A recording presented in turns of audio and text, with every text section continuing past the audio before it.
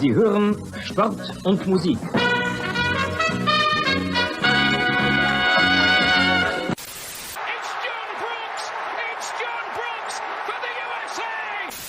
Spiel ist aus! Deutschland ist Weltmeister! In a world where fans fight over whether to call it football, or soccer, two German men defy the odds and call it Fußball. Bringing you inside the German-American football experience. And now, here are your hosts, the Schnitzel Boys. Bubble, bubble, bubble, bubble, bubble.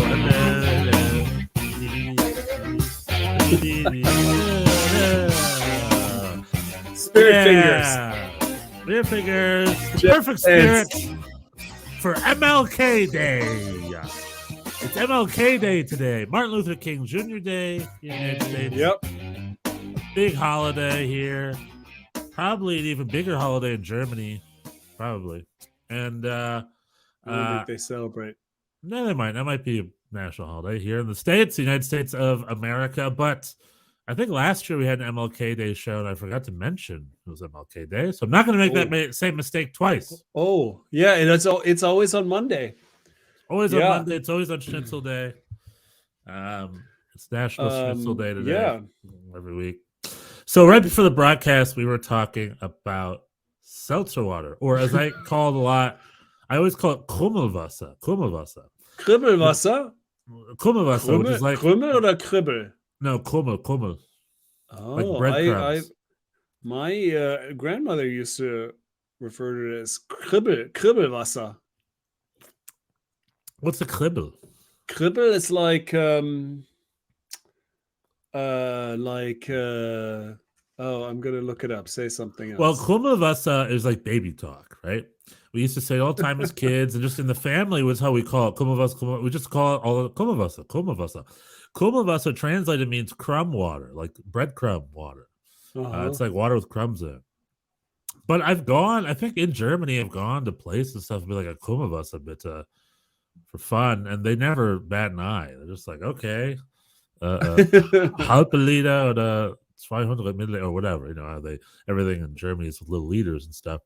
But I think there's a lot of real terms, but Sprudelwasser is the more professional term, I think, right? Sprudelwasser is the professional term. Yeah, it's the more appropriate term. It's like seltzer water, pretty much. Sprudelwasser, yeah. Kribbeln is like I just looked it up. Kribbelwasser is in the official dictionary, so that is an actual word. Kribbelwasser, and kribbeln is like tingling. It's like it's like tingle. Is so it like it's when like you water slip on your arm for an hour and then like your arm? Yeah, that's kribbelt. Oh, that's kribbelt. Yeah, exactly. Or the feeling of perhaps an ant or a spider walking on your neck. It would be a little tingle, right? Kribbelt. Oh, that's kribbelt. Can I have a tingle water, please? That if we started Kribbelwasser, because it does tingle a little bit in your system. If we get famous enough, we're gonna launch a seltzer brand called Tingle Water. Promise me this. Tingle. Schnitzel Tingle Water, the Schnitzel Boys Tingle with Water. our faces on it. It seems like launching drinks is like a way to money. Like everyone wants to launch a soda or a drink. Shaq has a drink. I just learned that Logan Paul had his Gatorade knockoff called Prime or something. Oh boy! Because all it is putting a couple things in water. That guy's he's a marketing machine. Yeah, but so are we. We're a Schnitzel machine. I'm saying it seems like people want to get in that soda-ing Red Bull, right? My Red Bull boys. It seems like getting into. I think the real struggle isn't the product. That's easy. The real struggle is the market. Right. And like, if you have that market, it's like free money because all they do is take water and they put a couple things. It's very in it, cheap. And it's very cheap to produce. Yeah. I mean, it's like Starbucks. They use water from the city. And they have beans, and they're just like flavored water, and they make $1 trillion a year. $7, yeah. $7. We'll take tap water, run it through some beans. $8. That we steal from Guatemala or something. Put a little syrup, couple pumps of syrup. Boom. How do we get into that business? We need to get tingle water off the ground. We need to figure I that don't out. have. I mean, I have no financial problems. We need to go. We need to go to a but you know the American more is always better. Yeah. I was gonna say what's that old phrase? The American business phrase, or just business phrase. How much money do you need? And I think the answer is always like more. So something like that. I guess so. It ain't my mentality, but I'm looking over at guys like whatever. I don't know Joe Rogan. He probably has an energy drink. I'm like it seems the thing to do. So Schnitzel boys, we need to get into drinks at some point. We need to get some energy drinks going. Some meat. I guess this would be difficult for you since you don't eat meat. But I mean, meat products would be the obvious racket for the Schnitzel boys. Yeah, but what kind of margin is that? Like we'd have to have pigs, no, or cows. Water. But it's actually water is the way to go. But that's actually good for people. Like if you're just if you're charging for soda or whatever, we're not gonna sleep well at night. Well, seltzer, but protein, seltzer, tingle water, seltzer, tingle water. So is it going to be flavored? Kribbelwasser. Kribbelwasser, yeah. Well, there was a seltzer. I grew up drinking seltzer every day because I'm German, but for a long time, Americans didn't really. It's not a popular drink. But then, I don't know, 5-10 years ago, there was a seltzer boom. It was just like all of a sudden, there's like 50 different companies doing their own version of LaCroix started it. I think LaCroix capitalized on it, but there was stuff before, like Polar and stuff. There's a lot of companies before LaCroix.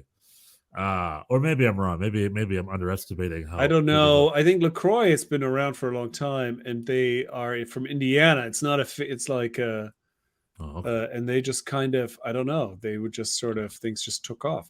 I don't know. I cannot claim to have detailed historical info on the provenance of and how seltzer made it in the U.S. I never enjoyed, like my parents drink a lot of seltzer and they would get it by the case. Yeah. Like these case of glass bottles, like 12 per case, and they would just in large numbers. These cases, you'd have to return it. Well, that's a German thing. In Germany, like my grandpa, I always go to my grandpa all the time.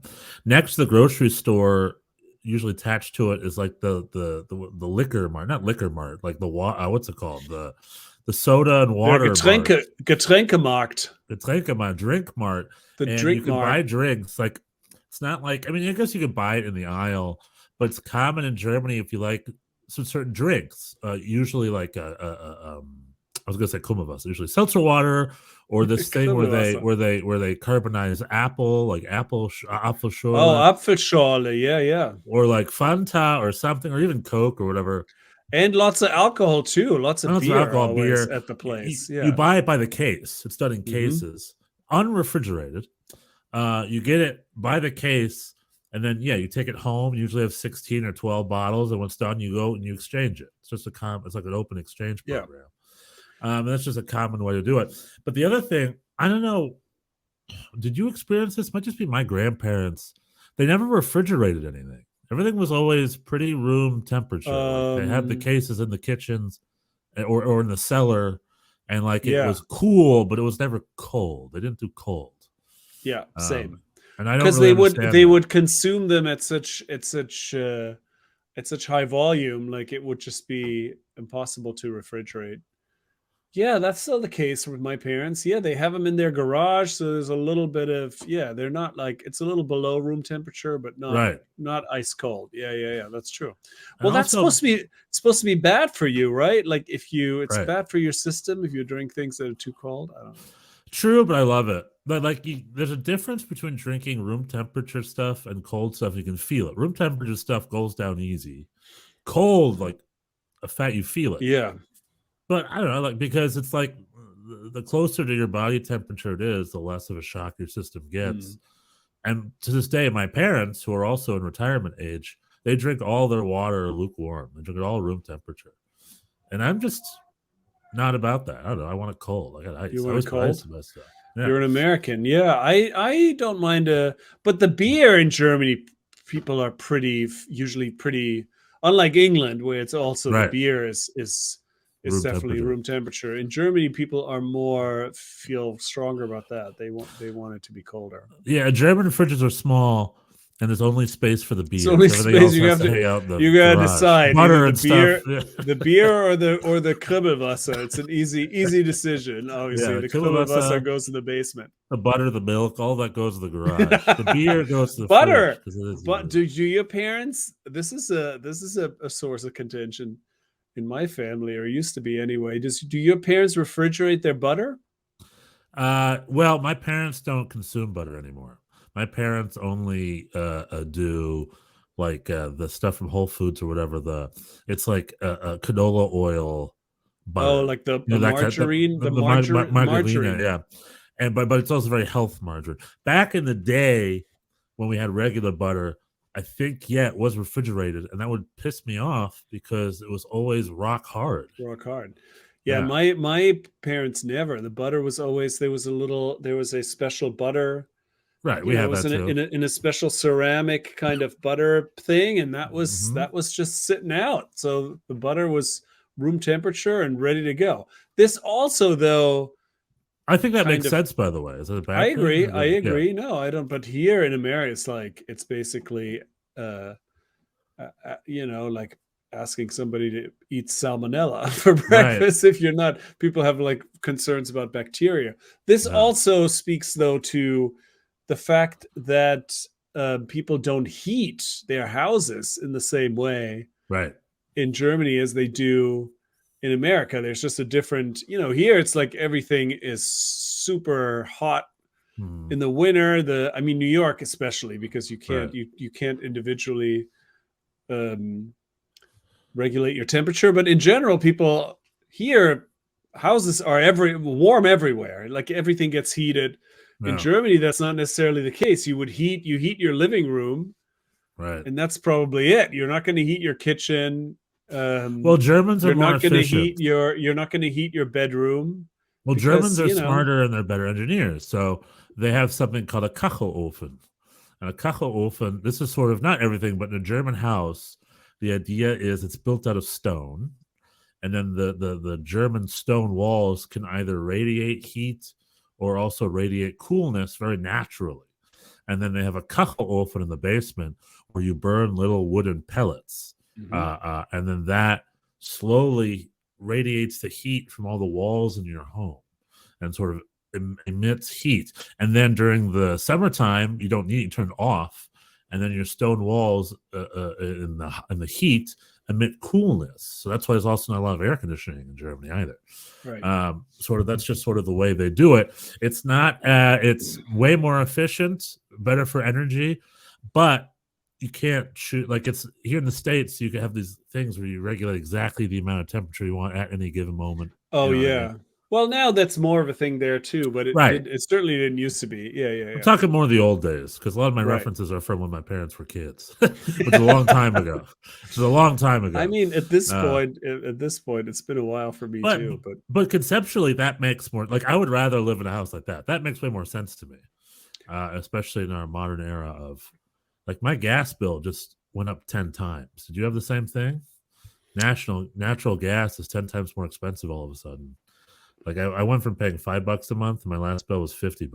So I'm just like, ooh, yeah, good times. Ooh, where's my Kachelofen? I just want to burn some wood. Yeah, good luck.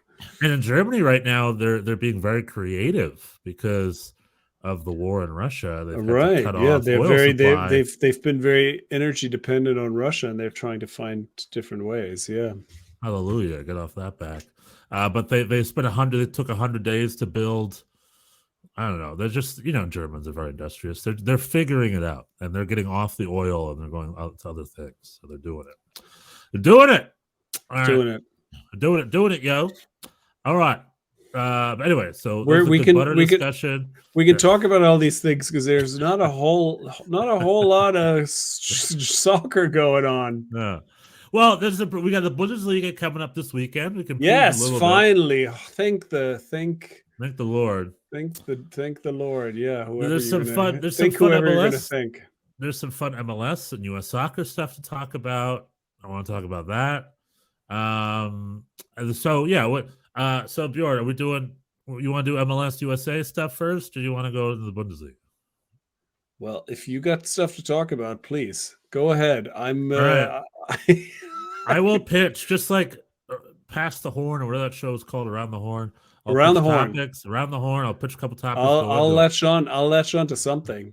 All right. First and foremost, the cover of this episode and the name of this episode refers to a very special Schnitzel boy, man.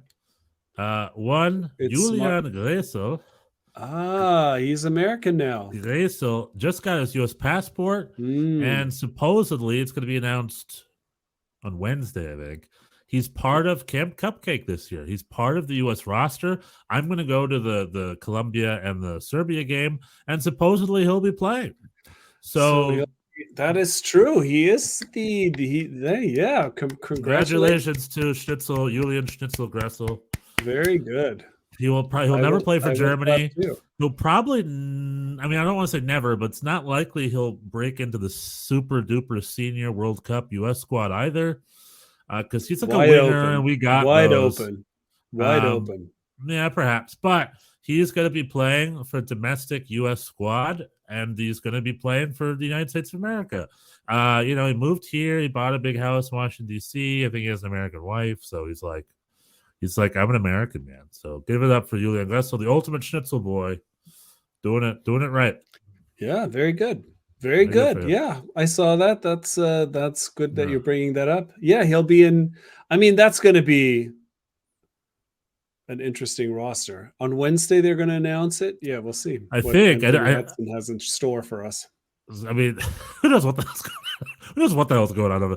Like last year, like Camp Cupcake used to be like a 30-day camp. It's January 16th.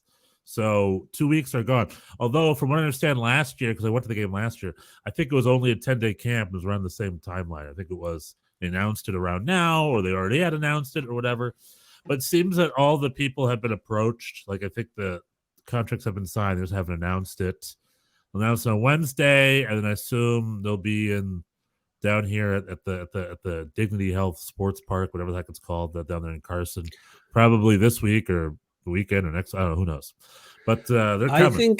I think those will be fun games. I enjoyed that period when Dave. Oh my God, Dave Sarakin was running the team, and Ben Sweat.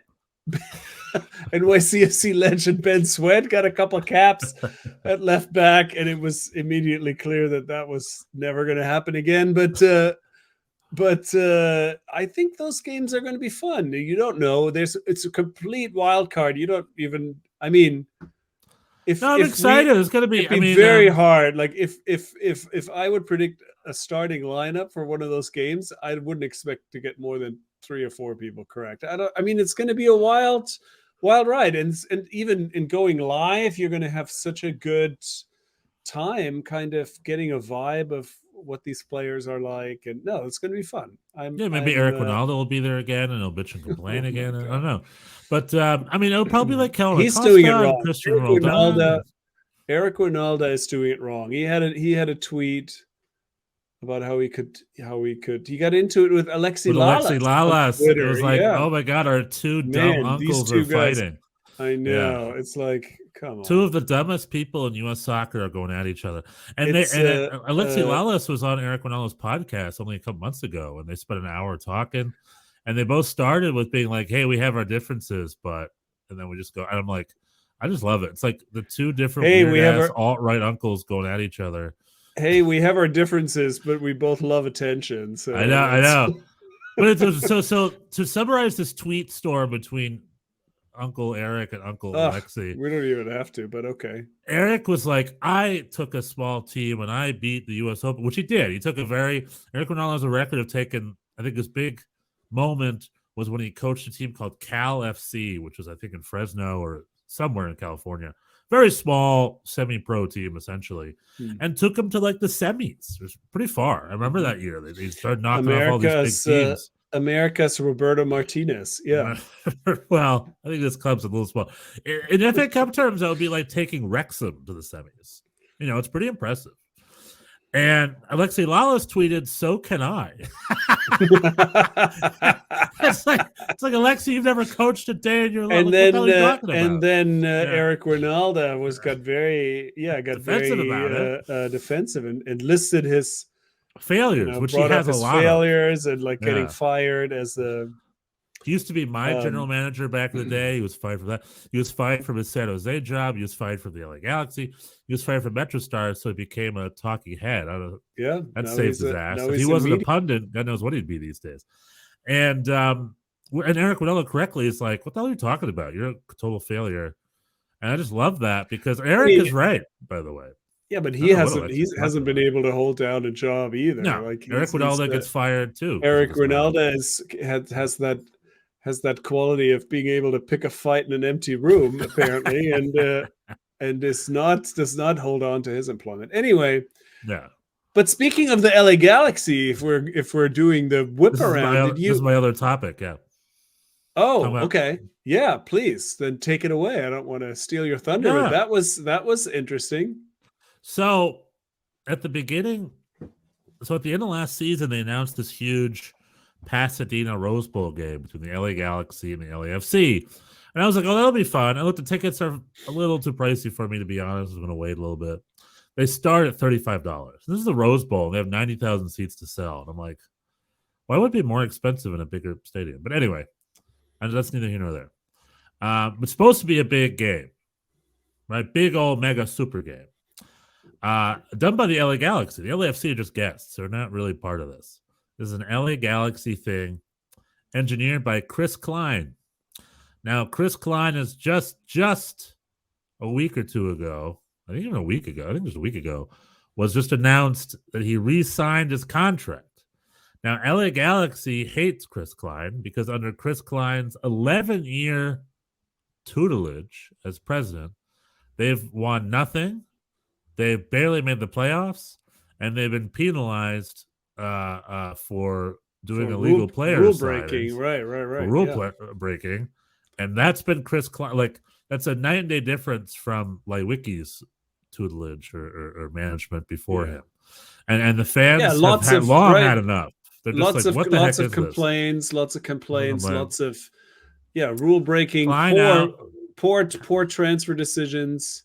Very poor. Douglas Costa just resigned. Douglas Costa just resigned, and he's a crazy. Flop. And they're like, let's re-sign our flop. That's wild. Yeah, under Chris Klein. Anyway, they've had enough. It's been Chris Klein out for a while now. Several seasons they've been like Chris Klein out, and they just re-signed him. And the rumors are that Chris Klein is this super evangelical Christian dude or something. And so is Phil Anschutz, apparently, the owner. So they go to the same. They go to the same priest or something. They're both into this whole religious thing together. They're buds. They're the Christian equivalent of blood brothers. They're blood brothers. They go to the Vatican, solve crimes. I don't know what they do, but they're part of the 16, the guard or whatever. What are they called? I forgot anyway. The temple, the Knights Templar. That one, something like that. I don't know. Who knows? Anyway, the fans are like, dude, you guys are just. It seems like the guy sucks. Watching soccer anymore. Seems like that has nothing to do with it. Seems like it's just like they're just hanging out with the boys. They're just friends now. So the Galaxy supporters groups who do not get along all released a joint statement that they will be boycotting, I think, every game until Chris Klein gets fired. Yeah. Which I love, by the way. That's very German mentality. That's like, hell yeah. And I mean, Chris Klein, this is really exciting. Because A, will the fans commit to it? B, will it be apparent? Like, especially this Rose Bowl game, they're like, you know what? We're not going to that. We want to show you an empty damn stadium on TV. And when they ask why, it's because Chris Klein is still our president. So good on him for the balls on. So will they do it? Will it have an effect? Will LAFC show solidarity? Which I'm showing that I think they will. So I think LAFC is hopping on this train. And that's also very interesting to see the solidarity between LA Galaxy and LAFC, because those two guys, there's a real rivalry there. Sure. And will, this is sort of a Stefan thing, will Apple, MLS, state-run media cover it properly? Or like they've done in the past, will they try to pretend like it's a non-story, like Fox Sports at Qatar, and they'll be like, wow, the Rose, like they'll ignore the fact that half the Rose Bowl is empty. You know what I mean? What are they going to do? Are they going to do proper journalism? They talk about it? Or are they going to sweep it under the rug, which we've seen MLS state media do before? Interesting. Yeah. So That'll be interesting to watch. Yeah, this hit me completely out of left field. I was like, you're going to boycott every game until the GM is fired. I don't think I love it. That seems pretty unprecedented, right? And I hope they do it. Ultimately, yeah, I guess it'll be interesting to see. Ultimately, how much influence do these supporters groups have? I'm yeah. Is there going to be nobody in the stadium? We'll see. Well, I think the supporters groups will be like, I want to see them buy up all the tickets and then not show up.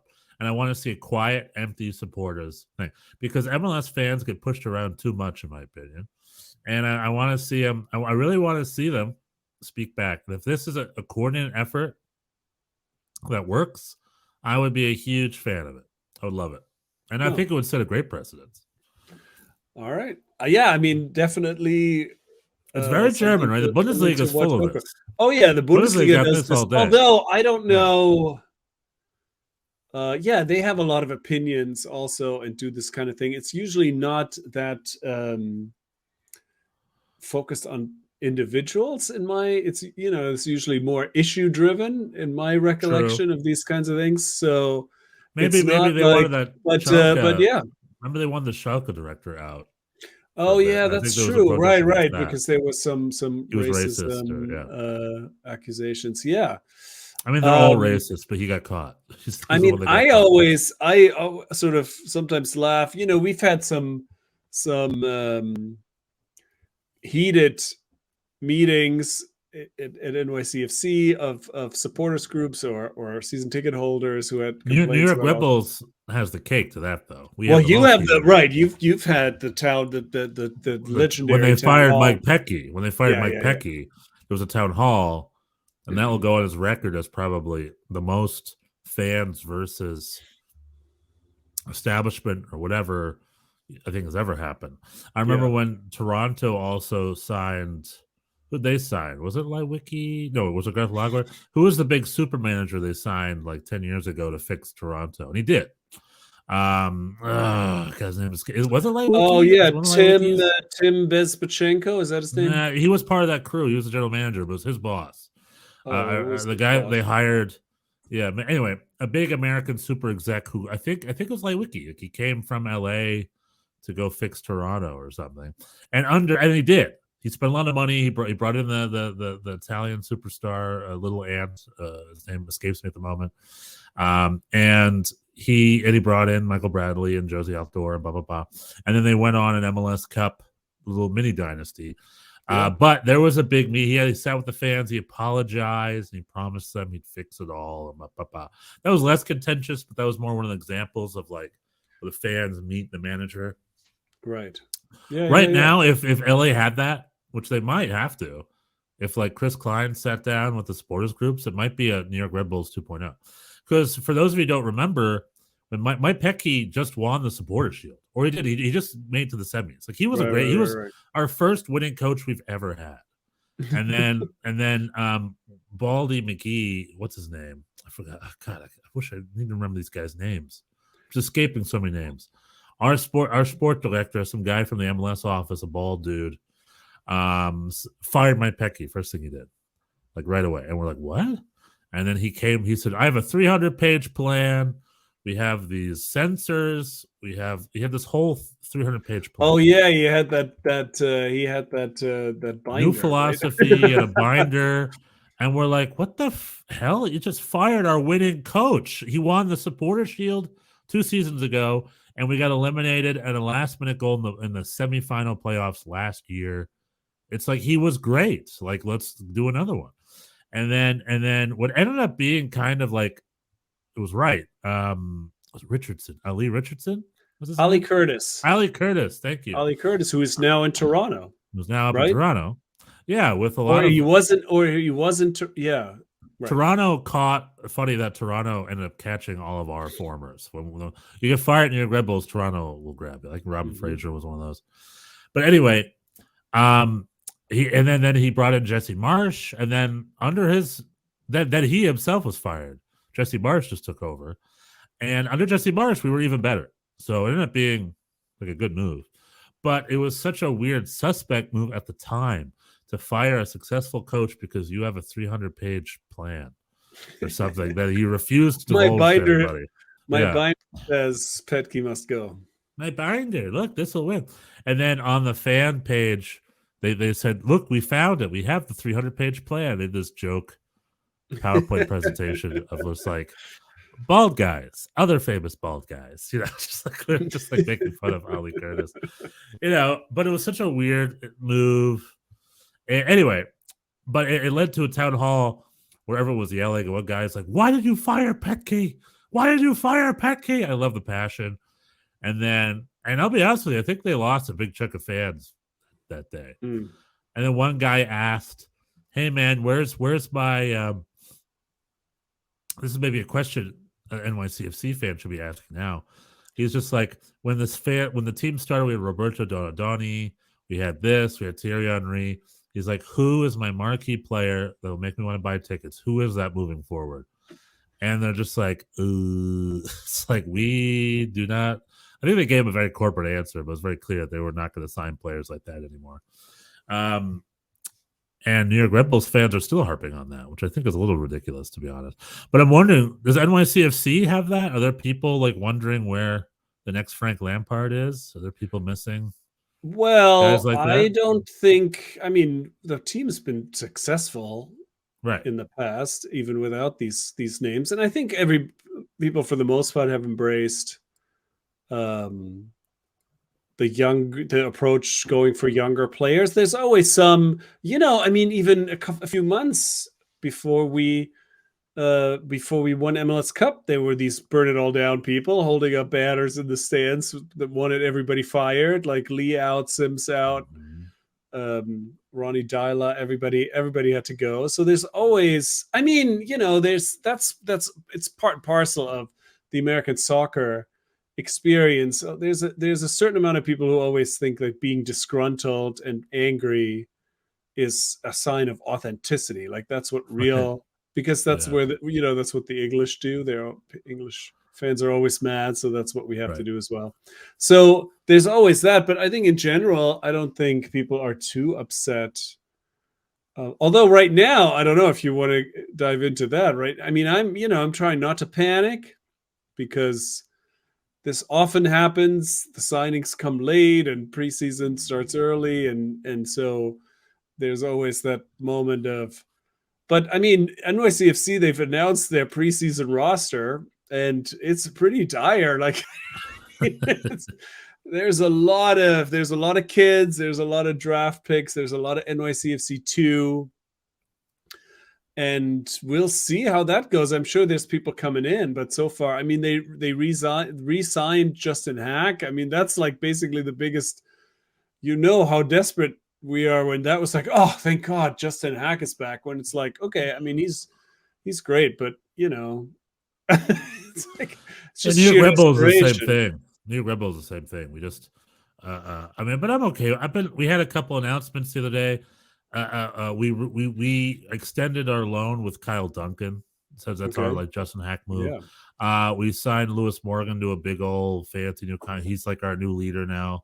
He's probably going to be our team captain maybe next season. He's been good, right? He earned it, yeah. And then, but the other thing which I'm more excited about, which is sort of a state of mind, is we're signing a lot of young homegrowns. We signed this 17-year-old kid from Tyler Adams' hometown. And then we just signed we signed Peter Stroud, Jared Stroud's younger brother, also a homegrown contract.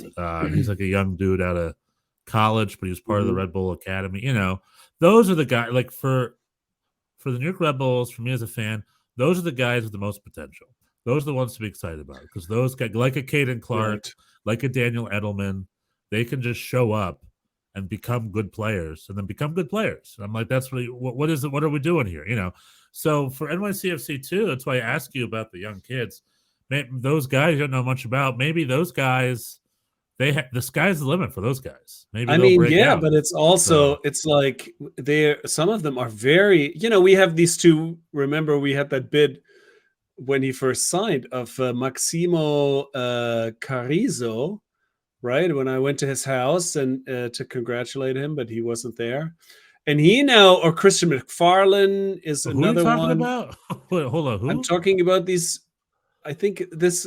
Am I not? You mean Pellegrino Matarazzo? No, Maximo. What is his name exactly? Did you go to his actual house? Or you're talking for fake? No, I'm obviously for I fake. was joking. I'm a Maximo little- Carrizo. Maximo Carrizo became the youngest person. Oh, he's a ever 14. He was a signed. He was 14-year-old, right?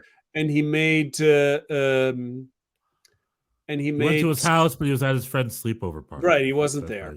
And he made his pro debut at 14 with NYCFC 2. The other one is Christian McFarlane, who's I think a year or two older. He's going to turn 16 soon. But it's like, I mean, these are children, like literal. I'm not talking about that. That's a little ridiculous. For Well, me. I mean, there is a lot of hype though, because there are, Get rid of the hype. There was some talk of like European teams are interested in these guys. Are they even gonna? McFarlane presumably could make his debut this year with the first team. So I don't know how much to name any in the history of soccer. Name any 14-year-old pro that went on to have 14, a good career. Not 14, but Alphonso Davies. I don't know how old is he? He was like 15, 16 when he first started. Yeah, I guess he was kind of, but like 16, 17 is fine. Yeah, but like 14 is that's where we're at. That's where we're at with Christian McFarlane. I think he's turning 16 in a few weeks. So he is, I think, but Maximo Carrizo is in training camp with NYCFC first team. He's on the squad right now. Yeah. I mean, he'll be fine. How old is he now? 15, 16? He's still 14. Yeah, he's 14 still years old. 14? Yeah, I think so. Or maybe just turned 15. I don't know. But yeah, there is some hype there, but it's like, really? Like, these kids are not going to have an impact. Right, they're years away from anything meaningful happening there. And, we have, I think Justin Hack had a semi-breakout year last year, but he's in his 20s now. He's no longer a child. And then we have we have Alistair Johnson's brother Malcolm. He's he's an unsigned draft pick. We have some NYCFC 2 kids, and we learned a couple things. We learned that Thales Magno, I thought that we needed a number 9, and it seemed like but Thales Magno said during MLS Media Day that he expects to play the 9. So perhaps this is our move, that we have a front line of Thiago Andrade and Thales Magno and Gabi Pereira, that's not terrible, as long as our starting 11 is not terrible, as long as no one gets hurt, because there's absolutely no backup for any position. Yeah. And there's still a bunch of mysteries. We call that the New York Red Bulls philosophy. Yeah, we're used to having pretty deep teams and competition at almost every spot, and that is currently not the case. But people will come in, hopefully. We have some mysteries still. The Santi Rodriguez finally officially said goodbye. He's going to go to Brazil, Bahia, maybe. I'd be interested to hear what happened there, because he was a CFG, he was on loan, but he was a CFG on loan from another CFG team. So he must not have wanted to come back, or we didn't want to pay him. I don't know. That's an interesting. And then the other two that are still up in the air are Sean Johnson and Alex Collins. Alex Collins, yesterday, people were tweeting that he's going to Boca Juniors in Argentina. Today we heard that it's not necessarily the case. He's a good example in this. might make this interesting for non-NYCFC fans. He's an example of the salary cap situation. He made like $814,000 last year. He's a And so TAM guy. He's a TAM guy, and so that means other MLS teams are prohibited from offering him more than, I think, 20% more than that. So it's That's like ridiculous. 900. So the whole league's going to lose him. Yeah. So the whole nobody can offer him more than $950,000, which can NYCFC can offer him a presumably DP contract. Though, we right? could offer him a DP contract, which he's worth. Do it. Which he's worth, except we already have a center back DP, which Well, probably also have in total? we right now we have Thiago Martins, and we have, I think Thales is a young DP. I don't know. Sure. Yeah. So we have some everyone spots. Gets 3, right? Everyone gets 3 DP. We have some spots available. But we don't want to use them all for center backs. We need midfield help. We need striker help. We need other. Well, that's I think also this is probably the reason that Thiago Martins was signed to this deal to begin with is because Collins wouldn't sign another contract. Chanot, his counterpart, he signed a long-term deal, and presumably to end his career here. And but he's a couple years older. Alex Collins is 29, and he wants big money, and NYCFC probably would happily pay him the $975 or whatever that everybody else is offering in MLS. According to Taylor Twellman today, at least 2 other teams made max TAM offers, but he wants more. He wants more, and it seems like he doesn't have. He would like to go to Europe. I think the Boca thing is attractive, but now Boca just today signed another center back. So it's unclear. And then Roberto Abramowitz said also on Twitter that Collins is still negotiating. He may not have any better options, and so he may come back. I don't know. We don't know about Sean Johnson either. Probably similar thing. There's probably offers out to those guys. Boca Juniors want Sean Johnson. Toronto would like Sean Johnson, right. But they have the same restrictions. They can't offer him that much more than we can, and probably NYCFC has said, this is what we're offering, and these guys are out there trying to. I feel bad for the players, yeah, because no matter they have all these negotiations, they threaten strikes. At the end of the day, the league still has like 90% of all the rules in their favor. They just get I didn't even know. So the rule is they can only offer a maximum TAM, and no one's allowed to offer a DP. You have contract? the rule, Paul. If you want to, Paul Harvey on Twitter was tweeting about this. I can't. There's just a restriction. You have, if you have the right. Yeah, but it's built for people not to be able to gobble up better players. Exactly. There is a limit. That should because be allowed. it's a single entity league. Right. People, there are a lot of. The anti-Bayern München rule, we'll call it. And but what it sounds like they're doing? They're just sitting and waiting and letting all their other offers fall through and not happen, and then offer them the cheapest they can when it's all done. Well, I think an eBay auction. I think they have offered what they want to offer. I'm sure they want to.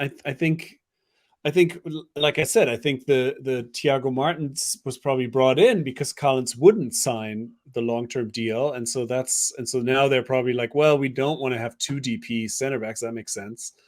And so, but then Collins says, I should be making more money than Thiago Martins. Also, completely true and fair. So, weird. So we're still at a standoff there, and we haven't. The problem, of course, is the longer this takes to resolve, the less time we have to find replacements already. I mean, even just bringing in Thiago Martins a year early, basically, with Collins' contract expiring, speaks to the urgency of, not waiting to the last minute to replace somebody like that. So long story short, I'm sure people will come in. I'm sure there'll be new players. I'm sure the NYCFC or the CFG scouting has been very good. They found good people. So I'm sure in the long run, it's all going to be okay. But I think there's also this could be pretty rough for a while before it's going to get worse before it gets better. Well, as a New York Red Bulls fan, none of this is Cry me a river, right? Cry me a river. We've had like 3 off seasons in a row where we're just like, there's been zero news regarding player acquisition. It's like, are people in the office? You know, it's like, we don't even know. But just like full season just go by. Like last summer, it's like all we need is a number 9, cricket. So we never got a number 9. And it was like, well, that off season's over, and we didn't get the one thing we needed. So moving on.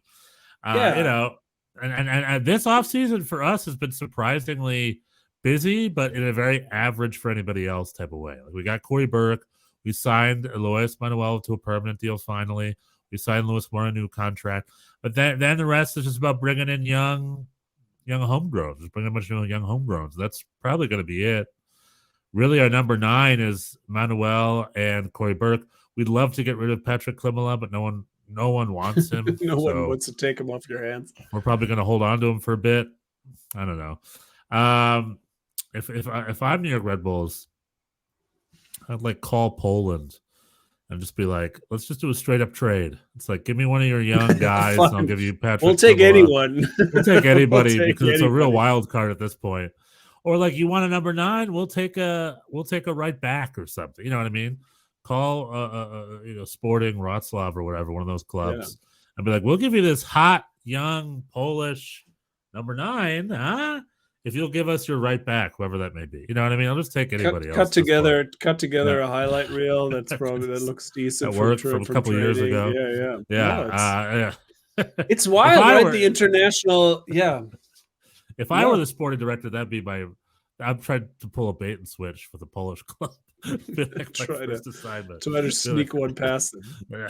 But the other reality is he'd probably do really well in Poland because the Polish league is probably not as competitive as MLS league. It's probably easier to score goals. I could be wrong. Could be a little out of school, but you know, I know we've had really good players from the Polish league come here and do well. So it might be a little more on par, but I would imagine Klimala would excel more over there than here. I think. So maybe he would start scoring goals if one of the clubs snapped him up. So, Karol Swardowski, he is not. Best of luck to him. Karol Swardowski is not. Tat Castellanos, NYCFC legend, is rumored to go to Brighton and Hove Albion. Really? Is that the deal? I know he's been doing okay with at Sporting Gijón. Girona. Where is he at? Girona, yeah, he's been all right, and now Brighton wants him. One of our old school fans, I think one of our first subs, Tara Devi West, is talking to us on the chat, and we are about to transfer straight into some Bundesliga talk right now. Yep. So you couldn't be more appropriate in your timing. Tara Devi West, Happy New Year. More in Bundesliga, please. Cool. Do we have any other thoughts on MLS and U.S. soccer? No, right? Sign some players. Apple. The other thing was the big Apple event. Oh, they released a couple of things, but just a sampler. We still have a lot more hiring. Sampler of the people. I mean, that's also going to be. It's going to be a shit show for a while, and eventually, it's going to be great. So we got some hockey guy to run the broadcast. Yeah, there's a lot of hockey. There's a lot of strong. Like I'd rather be doing hockey vibes in a lot of this lineup. But anyway. But they do that a lot. If I'm not an idiot, if I ran Apple or I would call the guy who runs Sky Sports or the Bundesliga guy or maybe the Liga MX guy. Wouldn't I bring a soccer team in? Does that make me stupid?